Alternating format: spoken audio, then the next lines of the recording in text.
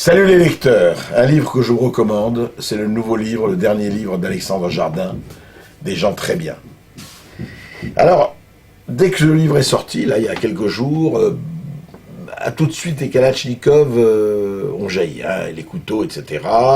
On dit oui, il exagère, il attaque son grand-père Jean Jardin. Je rappelle que Jean Jardin était directeur de cabinet de Pierre Laval à Vichy, qu'il a été très actif dans la collaboration, et puis après qu'il a été éminence grise dans la 4ème République, qu'il a eu un fils extraordinaire de talent, Pascal Jardin, romancier, dialoguiste, qui lui-même a parlé de son père dans Le Nain jaune, magnifique bouquin, et Alexandre Jardin, le fils de Pascal, le petit-fils de Jean Jardin, qui aujourd'hui règle ses comptes avec son grand-père. Il dit « Moi j'en ai marre qu'on enjolive les choses, et voilà, mon grand-père, lui, ça a été quand même un salaud, qui a collaboré avec des salauds et qui a servi des salauds. » Alors moi, j'entrerai pas dans la polémique de savoir s'il a raison d'accabler son grand-père ou pas, si Jean Jardin a joué un rôle très actif dans la rafle du Veldiv ou pas.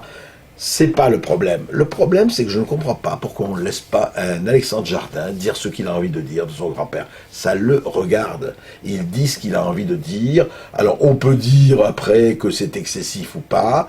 Je trouvais que son bouquin est très sincère, et très bien fait, très fort, et très, comment dirais-je, il est d'abord talentueux, et il est marqué du sceau de l'indignation, je crois, la plus sincère. Et très sincèrement, je vais être franc, je préfère Alexandre Jardin qui dit les choses et au risque de se fâcher avec le restant de sa famille, à Dominique Fernandez qui a parlé de quelqu'un, de Ramon Fernandez, son père, on en a déjà parlé, qui était au Parti populaire français, qui était lui un des intellectuels, qui a été vraiment à la pointe de la collaboration, qui a fait le voyage de Berlin pendant les années noires, qui a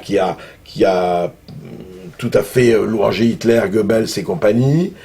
Et Dominique Fernandez passe 600 pages et essaie de justifier, entre parenthèses, en accablant sa mère et en cherchant toutes les excuses à son père. Eh bien, je vais vous dire, je préfère de loin les règlements de compte à la Jardin, parce qu'ils sont très douloureux, aux fabricants d'excuses à la Fernandez. Alors les lecteurs, lisez-le et faites-vous une idée vous-même.